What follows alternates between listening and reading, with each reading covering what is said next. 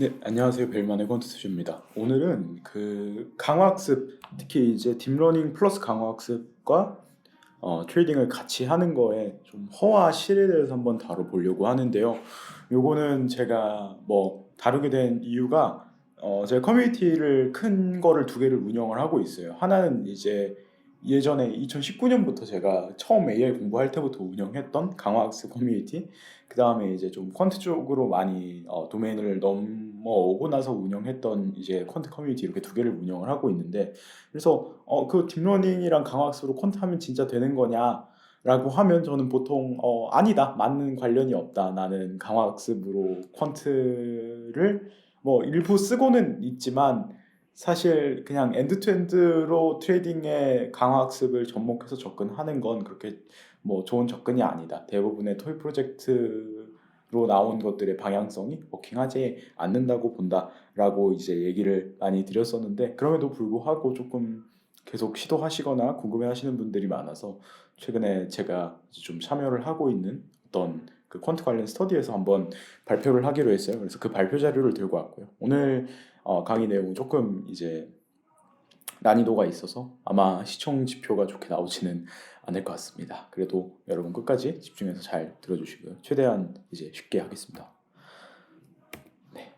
그럼 강학습이 뭔지부터 이제 조금 살펴보면요. 우리가 머신러닝을 좀 분류를 한다라고 했을 때 개 사진을 딱 주고 이거 개야, 고양이 사진 주고 이거 고양이야 라고 딱 레이블을 줘서 하는 지도학습, 그 다음에 동물 사진 랜덤하게 그냥 현장을 주고 이걸 클러스터링을 해줘 라는 식의 이제 레이블이 없는 비지도학습, 저기 있는 이제 상대방을 게임에 있는 상대방을 총으로 잘 맞추면 내가 리워드를 줄게, 총으로 잘 맞추는 액션을 학습해라고 하는 이제 리워드를 주는 강화학습, 이렇게 나눠볼 수가 있는데요. 그래서 강화학습은 어떤 스테이트가 있고 어떤 내가 그 상태에서 액션을 취할 수가 있고, 그 다음에 그 액션을 취했을 때 리워드가 나오는 이런 형태의 문제, 그리고 이거를 계속 쭉쭉쭉 반복해서 최종적으로는 그 리워드의 시간을 간과한 보상 합을 최대화하는 그런 알고리즘들을 얘기를 하고요.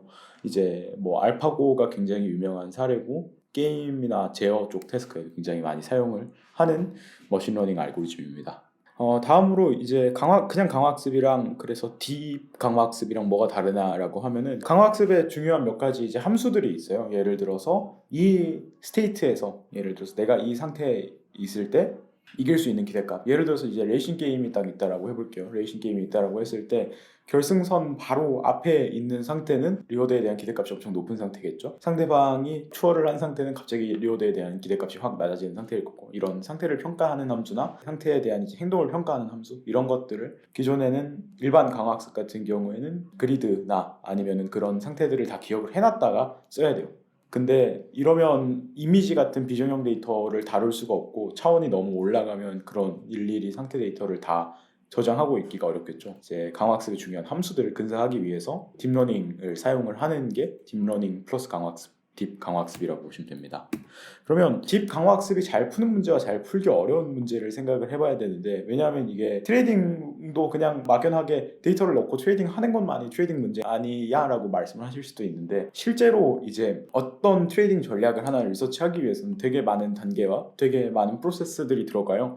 그 프로세스에 사용하는 테크닉도 되게 제각각이고요. 그래서 트레이딩이라는 뭐 최종적인 목표가 같다라고 하더라도 그 안에서 우리가 풀어야 되는 태스크는 되게 천차만별일 수가 있다 라고 생각을 합니다. 그래서 풀기 어려운 문제 같은 경우에는 우리가 State Transition Probability, 이제 한국말로는 상태 전환 확률, 상태 전이 확률이라고 우리가 얘기를 많이 하는데요.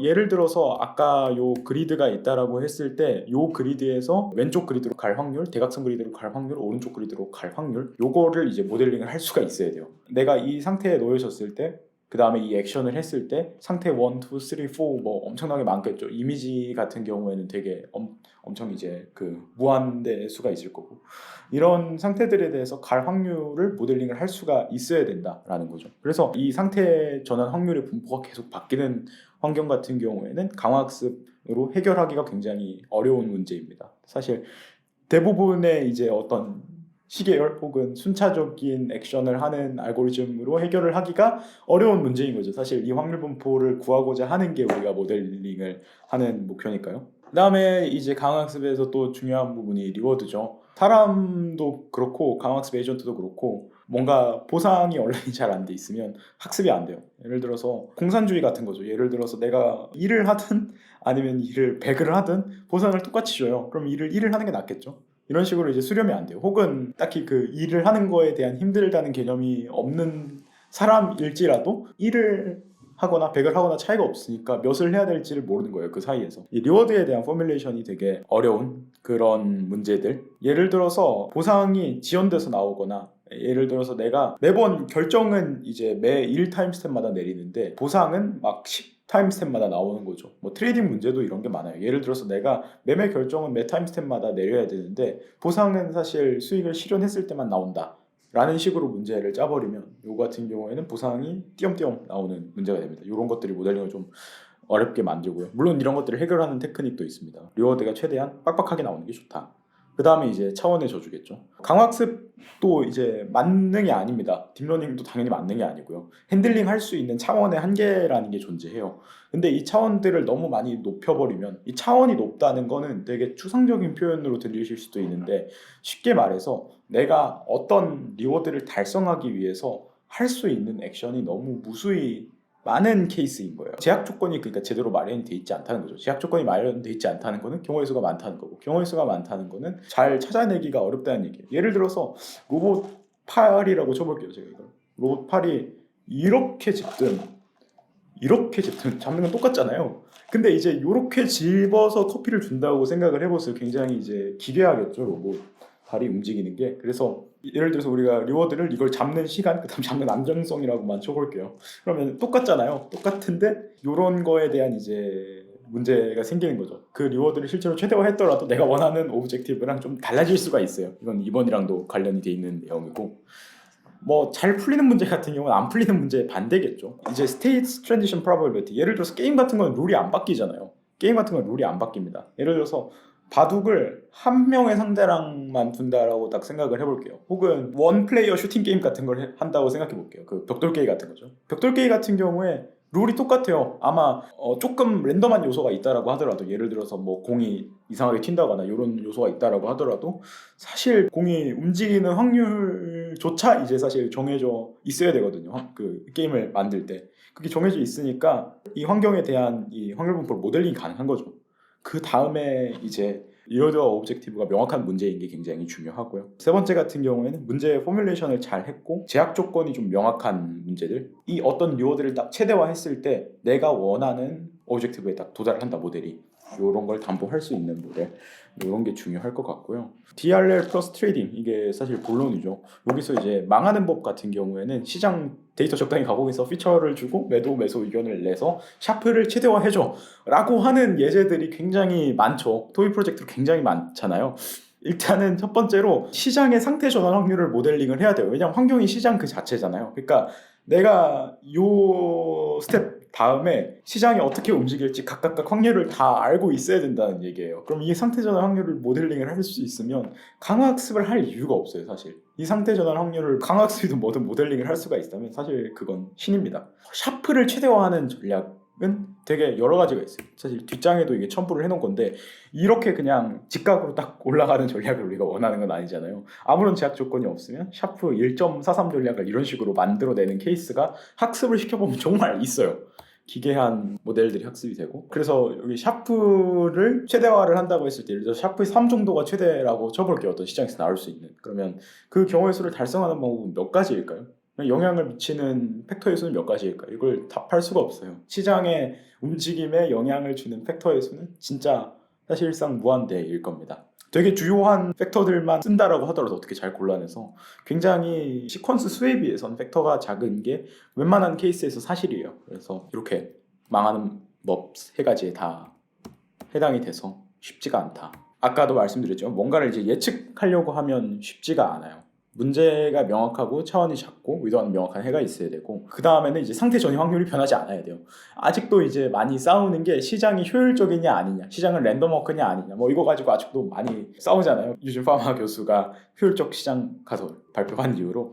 그래서 시장의 상태 전이 확률을 그래서 모델링을 할 수 있냐라고 하면은 또 효율적 시장 가설에는 동의하지 않으면서도 상태 전이 확률을 모델링 하기는 너무 또 거의 불가능에 가까울 정도로 어려운 것 같아요. 너무 그 문제의 차원이 굉장히 높은 것 같아요. 뭔가를 예측을 해야 되는 문제 같은 경우에는 강화학습으로 풀려고 하면은 굉장히 이게 힘들어집니다. 예를 들어서 그냥 있는 피처 다 줄 테니까 하루 동안 오더 익세큐션 최대한 해봐 라고 한다면 이 문제는 굉장히 넓은 문제잖아요. 할 수 있는 방법이 너무 많잖아요. 대신 이제 최대한 VWAP이라고 그 거래량 가중 가격에 가깝게 엑세큐션을 해줘. 그럼 거래량 가중 가격을 만드는 팩터들이 있겠죠. 이것들이 주요한 팩터라고 우리가 가정을 하고 모델링을 할 수가 있겠죠. 그러면 사실 문제의 차원이 좀 더 작아지는 거거든요. 이런 문제들을 강화학습으로 풀기가 조금 더 쉽다 이런 말입니다. 그다음에 이제 리워드를 쉐이핑하기가 생각보다 어려워요. 샤프 레이쇼로만 단순히 리워드를 주고 딱히 제약 조건을 안 주면 즉각 모델링이 나오고요. 요거는 사실 이 트레이딩뿐만 아니라 제어 태스크에서 되게 많이 보이는 문제예요. 요게 무늬무늬 조스라고 요분은 강학 영상을 올리시는 분은 아니고 최적화 알고리즘들을 기반으로 그네 타는 거 학습시키고 이런 분인데 유전 알고리즘으로 그네를 타게 만들면 되게 최종적으로 리워드를 엄청 잘 달성하는 그네를 타는 친구는 되게 기괴하게 움직이거든요. 근데 우리가 사실 그걸 원하는 건 아니잖아요. 그네를 좀 사람처럼 뭔가 예쁘게 타는 걸 원하는 건데 딱 스칼라 값을 리워드로 그걸 표현하기가 생각보다 굉장히 어려운 일이다. 그래서 문제가 이렇게 좀 포괄적이면 포괄적일수록 원하는 게 명확하지 않을수록 이런 기괴한 폴리시가 학습될 확률이 되게 높다라고 생각을 하고요.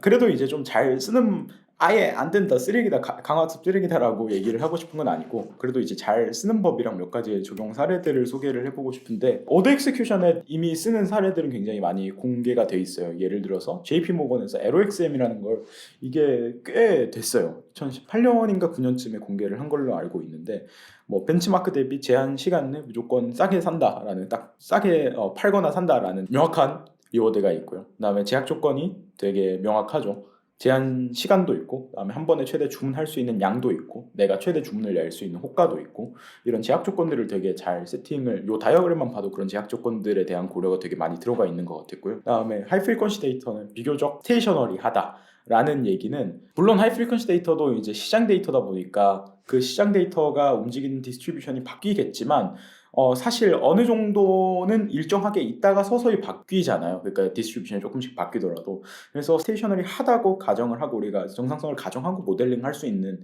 구간들이 꽤 있는 것 같고요. 그다음에 모수가 많아서 차원의 저주의 위험이 좀 적다라고 우리가 생각을 해볼 수가 있을 것 같습니다. HP는 저도 잘 몰라서 딱 요 정도까지만 설명을 드리고요. 그 다음에 크래프트 테크놀로지스에서 이제 팩터 팩토리라는 걸 요거 저도 되게 예전부터 엄청 재밌게 봤던 건데 사실 요런 전략을 직접 이제 데이터 드리븐으로 찾는다는 어프로치가 예전부터 없었던 건 아니고요. 사실 파인딩 알파스라고 월드 퀀트에서 쓴 책이 있는데 그 책에도 이런 어프로치들이 다 나와는 있어요. 근데 요거를 강화학습을 어떻게 하면 좀 더 잘 해결할 수 있을까를 기반으로 팩터 투자에만 적용을 한 거고요.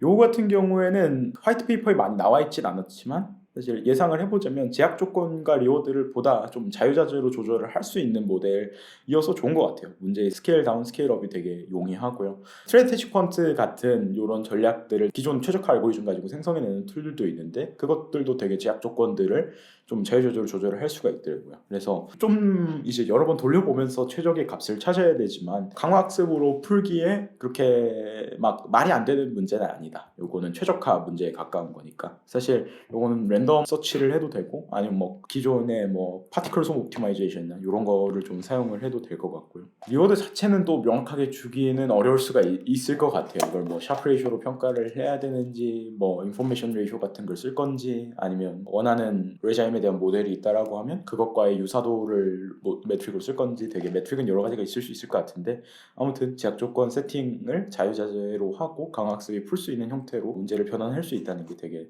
잘 짜여진 사례 같고요. 요거 같은 경우는 강학습으로 푼 건 아니지만 제가 베이지언 옵티마이제이션으로 예전에 풀었던 문제인데요. 디파이 쪽에 가면은 임퍼먼트 로스라는 게 있어요. 우리가 이더리움이랑 USDT 이런 거 예치하는 거 얘기 많이 하잖아요. 근데 이걸 예치했다고 끝이 아니라 이더리움 가격이 변할 거잖아요. 이더리움 가격이 변하면 약간 프리미엄 손실 같은 게 생겨요. 가격이 많이 움직이면 움직일수록 손해를 보는 양매도 포지션 비슷한 손실이 생기거든요. 이더리움의 델타는 해지가 그냥 선물 매도로 해지가 되지만 그 해지를 하고 나면 딱 양매도 포지션 같이 생긴 좀 컴백스한 양매도 포지션 같이 생긴 이게 나온단 말이에요. 그래서 이걸 롱 스트래들로 한번 해지를 해보면 어떨까라는 주제로 미디엄 리서치 글을 한번 썼었어요. 근데 롱 스트래들로 하니까 페이아웃이 조금 뭔가 이상하게 생겼다. 왜냐하면 이게 콜옵션 풋옵션을 살 때 내야 되는 프리미엄이 있으니까 하나도 안 움직였을 때 좀 내는 프리미엄이 많고 페이아웃이 적은 것 같다라는 생각을 해서 그러면은 약간 이렇게 컴백스하게